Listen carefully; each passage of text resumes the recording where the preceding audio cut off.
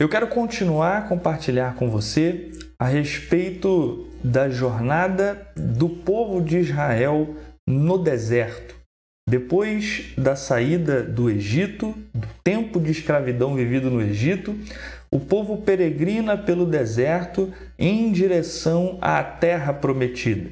O Senhor tira o seu povo do Egito com a promessa de estabelecê-lo em uma terra dada pelo Senhor para fazer desse povo novamente um povo organizado, para fazer desse povo uma nação e então ter com eles um relacionamento especial de povo escolhido, de povo separado pelo Senhor. E ao longo do caminho no deserto, muitas experiências são colecionadas, muitas experiências são vividas e muitas coisas interessantes a gente apreende dessa história, dessa jornada de Israel pelo deserto. E nós já falamos de algumas dessas experiências e eu quero convidá-lo a que a gente chegue hoje à leitura do capítulo 33 do livro do Êxodo. Eu quero te convidar a que volte as suas atenções ao capítulo 33 do livro do Êxodo,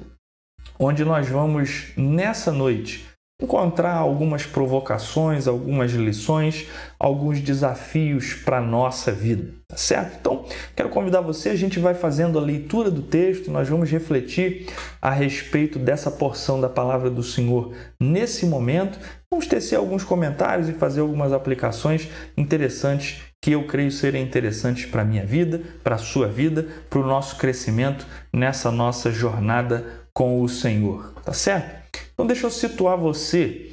Nós falamos, no nosso último encontro, nós falamos a respeito de como o povo de Israel havia ficado impaciente, acampado aos pés do Monte Sinai, do Monte Horebe.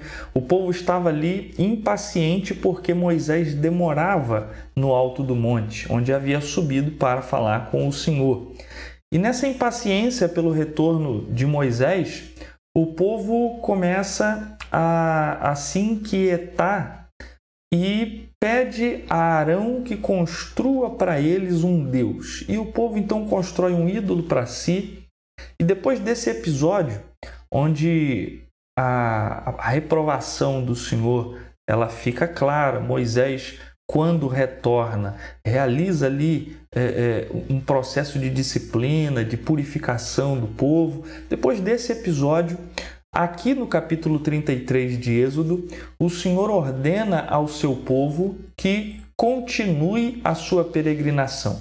O Senhor ordena ao seu povo que saia dali, que levante acampamento e que siga, que continue a sua peregrinação em direção à terra que ele prometeu dar ao seu povo. E aqui a gente percebe, nesses episódios do capítulo 33, a gente vai ver como Deus sempre quis estar perto do seu povo. E o seu povo muitas vezes andou longe dele. E a gente vai ver aqui no capítulo 33, muito especialmente na relação de Moisés com Deus, como nós podemos estar perto de Deus, como nós podemos responder a esse anseio do Senhor por estar conosco, estando próximos dele, tendo com ele um relacionamento mais íntimo, um relacionamento mais profundo, um relacionamento de amor, respondendo ao amor do Senhor por nós. Eu quero ler o começo do texto com você, falando a respeito dessa ordem dada pelo Senhor ao seu povo, para que continue a sua peregrinação no deserto em direção à terra prometida.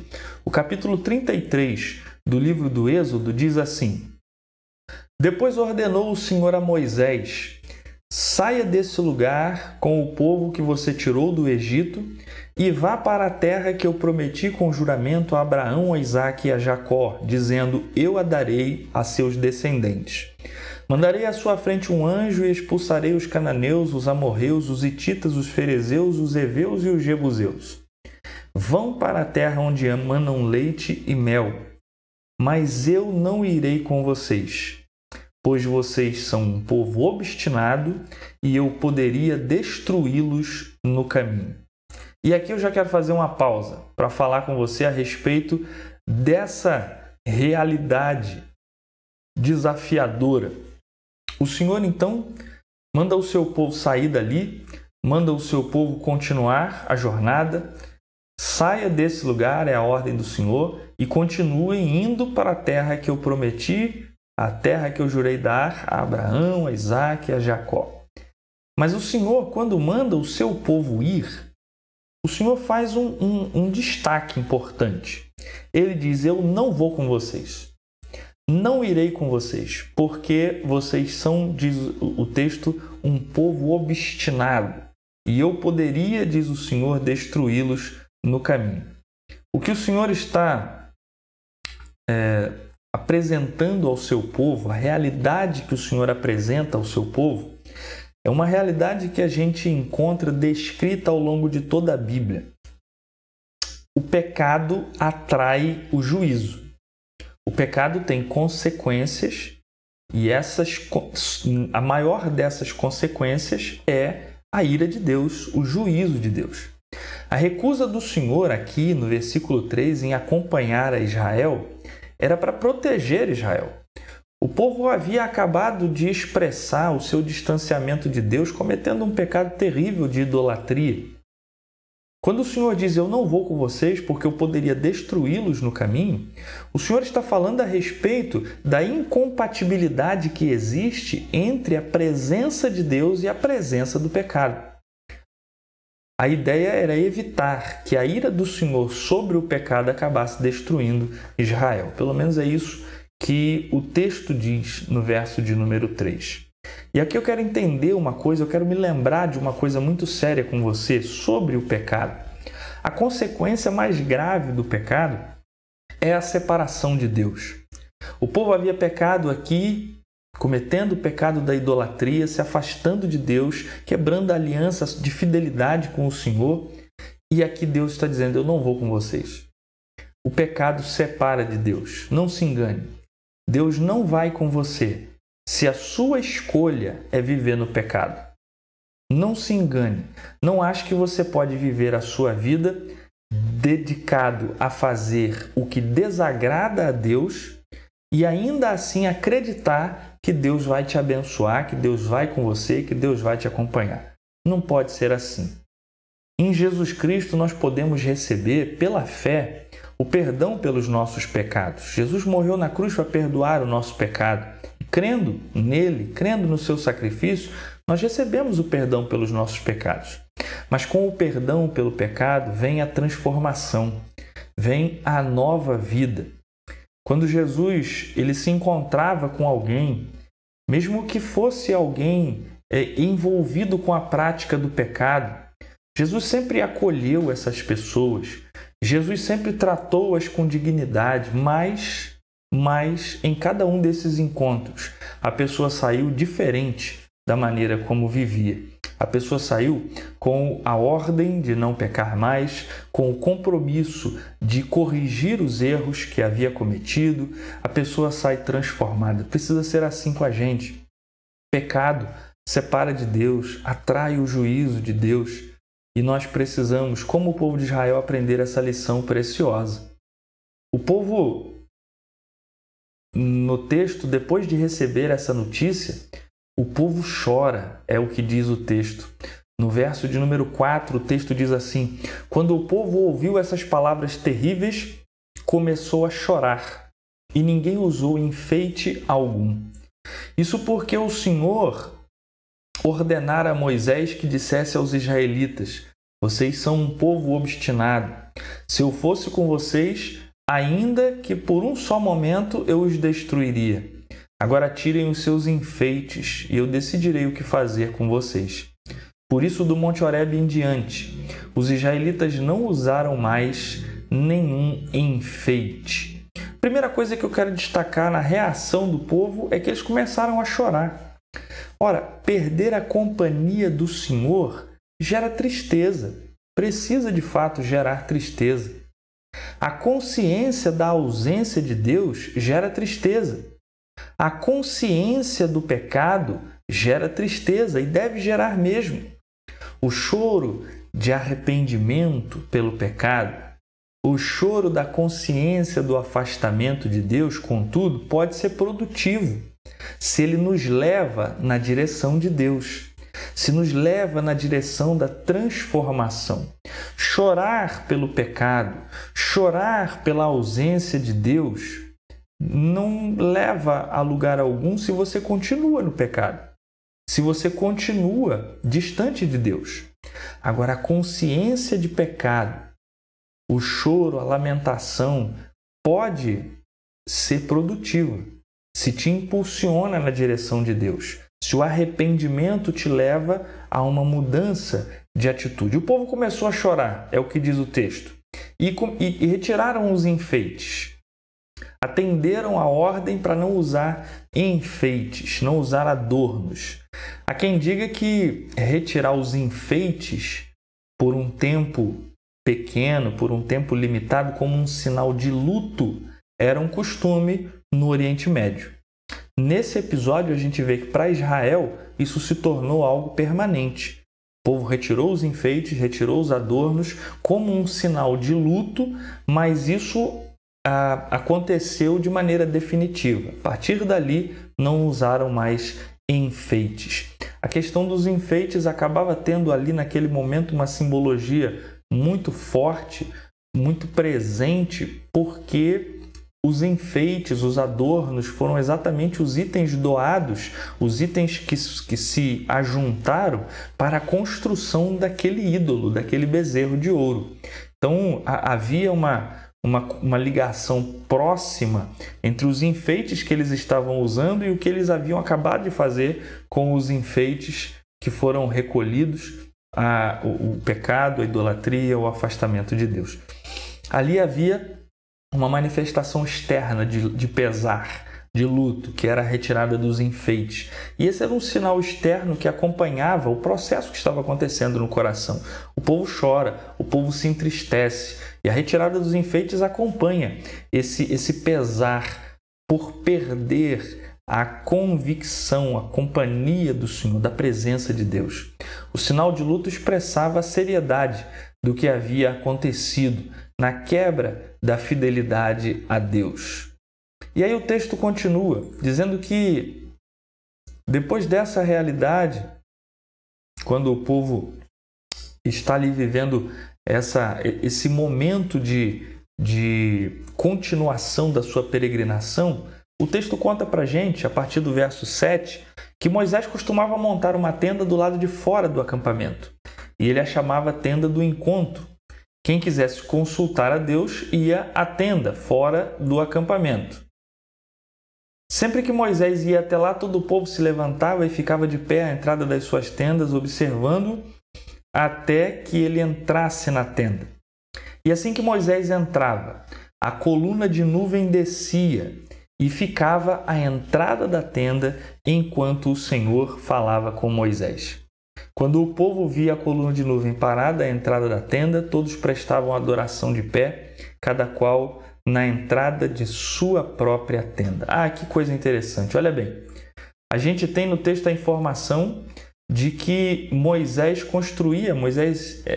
montava uma tenda para encontrar com Deus fora do acampamento. Por que fora do acampamento? Porque Israel havia perdido o privilégio de ter o Senhor entre eles. O Senhor já havia dito, olha, eu não vou com vocês, eu não estou mais com vocês do jeito que estava antes. Ali havia um símbolo claro. Para encontrar Deus, seria preciso sair do acampamento. Ou seja, Deus não estava mais entre eles. O Senhor estava separado e para encontrar-se com Deus era preciso ir até Ele. O texto diz que quando Moisés ia até a tenda para encontrar-se com o Senhor, a coluna de nuvem descia, parava à entrada da tenda. Isso é muito interessante porque essa coluna de nuvem que descia era um símbolo da presença de Deus. O símbolo, aquilo que se entendia quando a coluna de nuvem parava ali, é de que Deus estava ali. Aquele era um sinal da presença de Deus. Interessante o registro de que Deus estava presente quando Moisés queria encontrar-se com ele.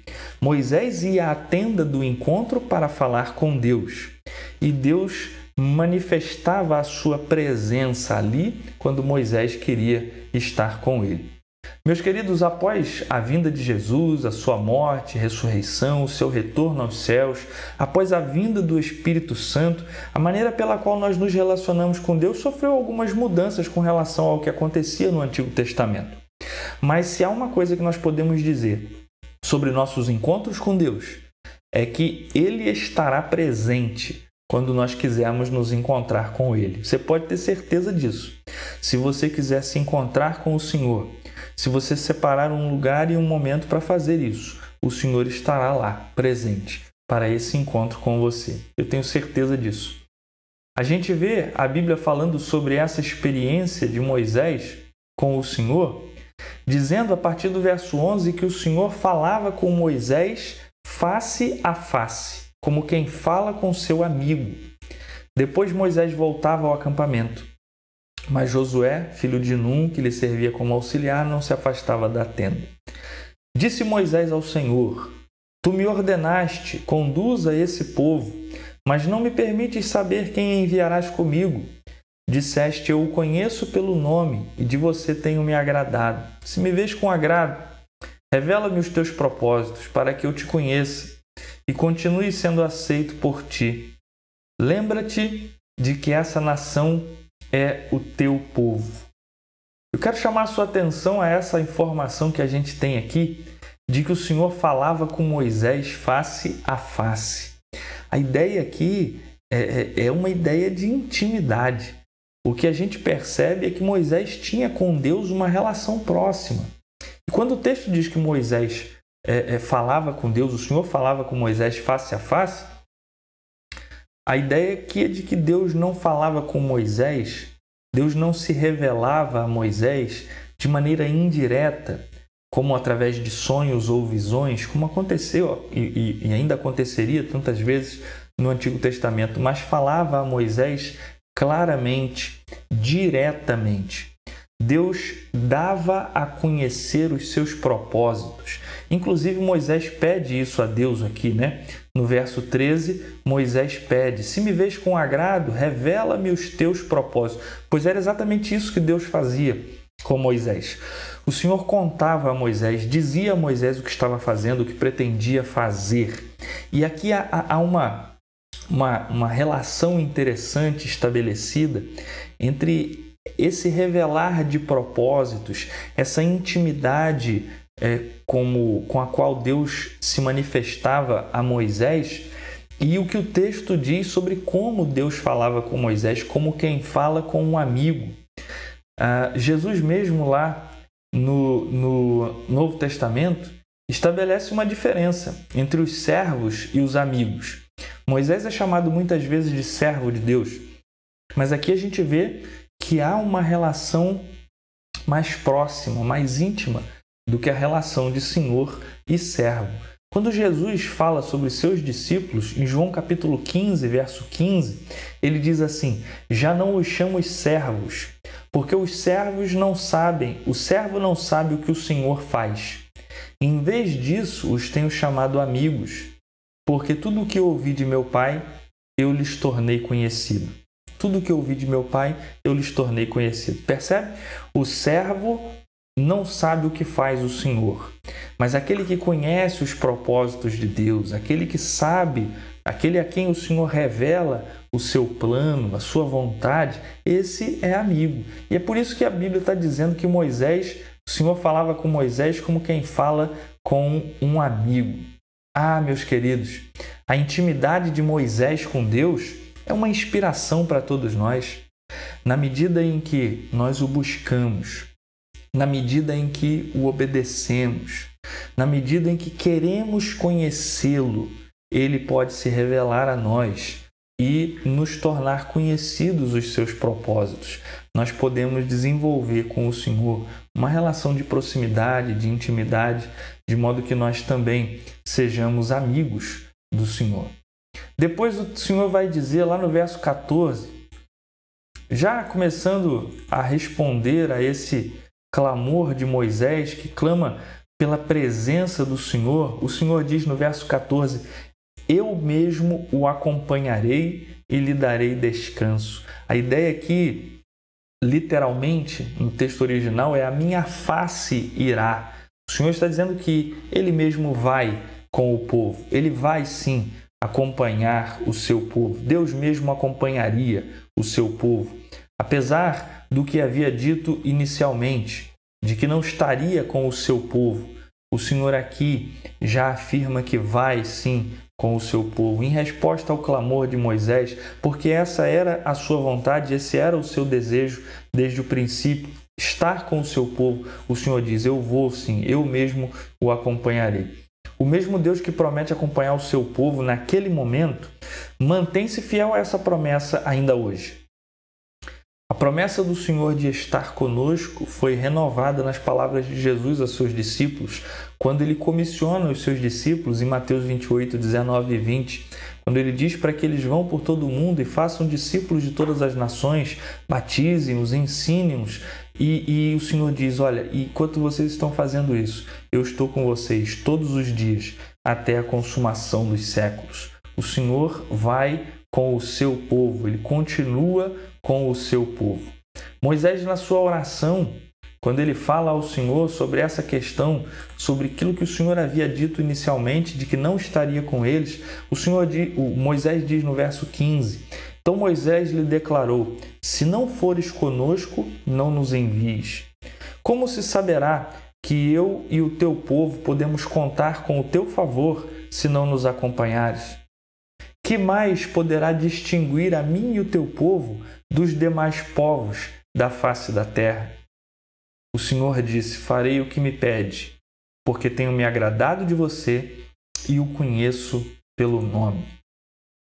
Ah, meus queridos, Moisés diz ao Senhor: olha, o Senhor está mandando a gente continuar na direção da terra que o Senhor prometeu, mas se o Senhor não for com a gente, não manda a gente ir, não. Se o Senhor não for com a gente não vai, não. Moisés não pretende continuar sem o Senhor. Moisés está dizendo para Deus que se Deus não for com eles, eles não vão a lugar nenhum. Ah, meu querido, será que você acredita que pode continuar sem o Senhor? Será que você acredita que pode fazer alguma coisa na sua vida sem o Senhor? Será que não é sem o Senhor que você tem ido, que você tem realizado as coisas na sua vida? Será que você não tem realizado sem o Senhor coisas para o Senhor? O Senhor queria colocar o seu povo na terra prometida e manda o seu povo ir, mas Moisés está dizendo: olha, se o Senhor não for, o Senhor não manda a gente ir, não. A gente quer que o Senhor vá com a gente. E aí ele começa a falar o que pode distinguir nós dos outros povos se o Senhor não estiver com a gente. Moisés ora para que Deus esteja com ele. Talvez você precise orar como Moisés e não ir adiante se o Senhor não for com você. Talvez hoje a gente precise se lembrar de que a habitação do Senhor no meio do seu povo era o que distinguia Israel das demais nações. Nós não seríamos em nada diferente das outras pessoas se Deus não estivesse conosco. Em nada diferente. A diferença que existe em nós é exatamente Deus em nós. A presença de Deus na nossa vida. Nós não somos em nada diferente de outras pessoas, diferente dos outros, e Moisés está dizendo isso para o Senhor. Olha, se o Senhor não for com a gente, se o Senhor não estiver com o seu povo, nós não somos em nada diferente das outras nações. Nós não somos em nada o povo do Senhor. O Senhor precisa estar conosco. Nós somos o povo de Deus. E só somos povo de Deus porque o Senhor está conosco. E aí Deus diz a Moisés: olha, eu vou fazer o que você me pede, porque eu tenho me agradado de você, porque eu conheço pelo seu nome. O Senhor conhece, esse eu conheço pelo nome, eu conheço intimamente, eu conheço de maneira próxima. E o Senhor diz com todas as letras que se agrada de Moisés. Honestamente, eu não creio que Deus faça o que a gente pede porque Ele se agrada de nós. Deus não responde orações baseado em nossos méritos. Deus responde orações baseadas em sua vontade soberana. Ele faz aquilo que Ele deseja fazer. E se a nossa oração, se os nossos pedidos são coerentes com a sua vontade, então Ele, em sua soberania, atende os nossos pedidos. Agora, é inegável que no texto Deus expressa a sua aprovação pela vida de Moisés. Moisés é alguém que agrada ao Senhor, e ele agrada ao Senhor apesar de Deus conhecê-lo intimamente. Meu querido, minha querida, se Deus fosse responder às suas orações conforme os seus méritos, será que Deus te atenderia? E outra, Deus que conhece você intimamente, será que Ele diria hoje que Ele se agrada de você, como Ele disse de Moisés? Precisamos pensar nessas coisas, porque as nossas vidas precisam ser vividas para a glória de Deus.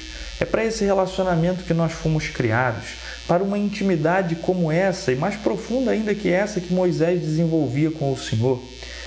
Eu gostaria muito de que Deus olhasse para a minha vida e dissesse de mim algo como o que Ele disse a Moisés: olha, eu me agrado de você, eu o conheço pelo nome, eu conheço você intimamente. Deus conhece todo mundo intimamente, mas ali havia uma ideia de que a vida de Moisés, o coração de Moisés estava aberto para o Senhor, de modo que o Senhor o conhecia porque ele estava diante do Senhor. Eu quero ter a minha vida diante do Senhor, e eu acho que você devia querer também viver a sua vida diante do Senhor, para a glória do Senhor, com o coração aberto diante do Senhor, para que não haja nenhuma tentativa de ocultar, de esconder alguma área da vida do Senhor, sabe? Como a gente costuma fazer quando a gente sabe que desagrada ao Senhor com a nossa vida. Será que Deus hoje se agrada de você? Se não, se você acha que não, o que é que precisa ser diferente para que isso aconteça? Moisés pede ao Senhor lá no verso 18: peço-te que me mostres a tua glória. E aí Deus responde: diante de você farei passar toda a minha bondade, diante de você proclamarei o meu nome, o Senhor.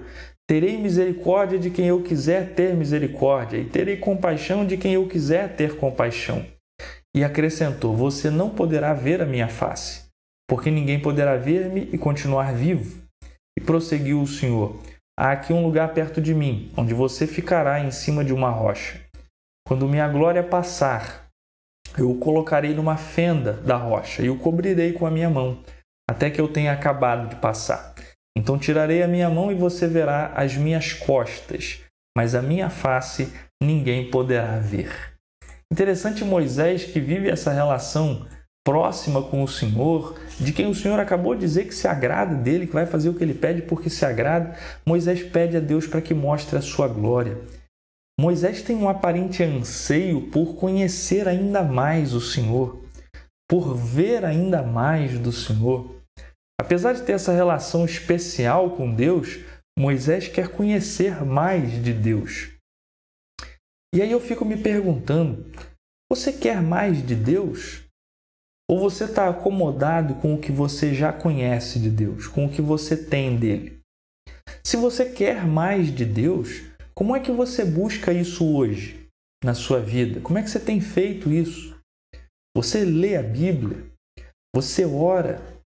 Você busca participar dos cultos, das celebrações, dos momentos de reflexão da palavra de Deus, de adoração com o povo de Deus? Como é que você está buscando mais de Deus para a sua vida? Será que na sua vida você está apurando os seus ouvidos, os seus olhos para perceber a ação de Deus na sua vida? Deus diz a Moisés: olha, Moisés, você não pode ver a minha face. Ninguém vai poder olhar para mim, ninguém pode me ver e continuar vivo. O homem não suporta a glória de Deus, a glória do Criador. A criatura não suporta a glória do Criador. Aqui nós somos lembrados da nossa fragilidade. Além de não suportar a glória de Deus por causa das nossas limitações de ser criados por Deus, seres criados por Deus, o pecado fragilizou ainda mais a nossa natureza, de modo que a gente não pode suportar a real presença de Deus. Nós somos lembrados da nossa fragilidade, da nossa pecaminosidade, do impacto do pecado na nossa natureza e de como nós somos criaturas diante do Deus Criador. Mas nós também somos lembrados de que essa realidade, ela não é permanente. Um dia verei o Senhor face a face e poderei contemplar a sua glória, como também o próprio Moisés haverá de contemplar a glória do Senhor.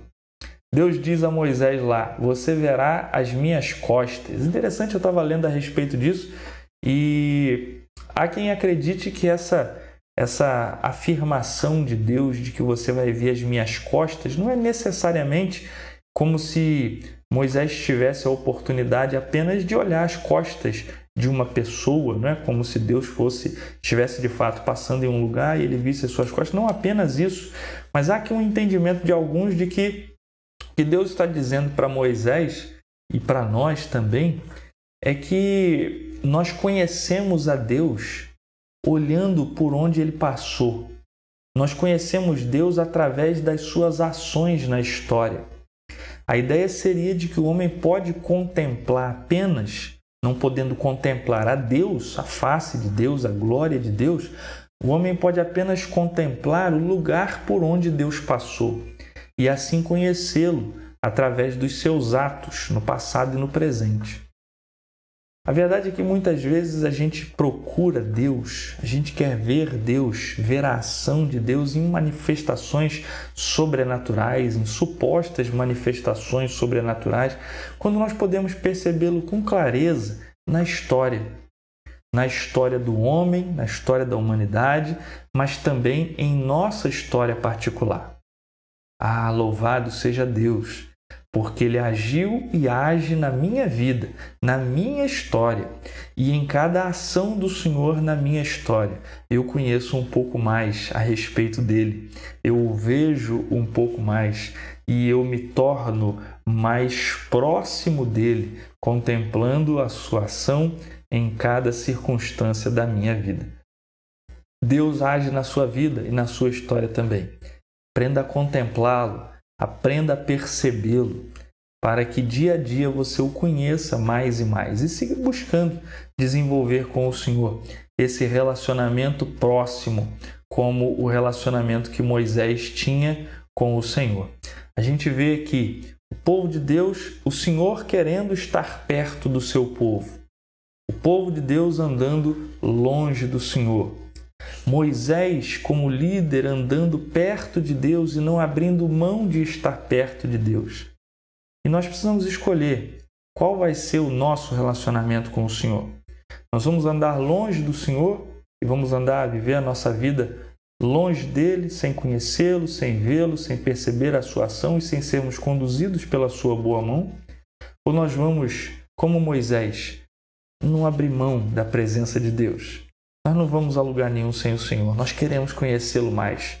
Nós queremos ver a sua ação. Queremos enxergar a tua mão na nossa vida, na nossa história.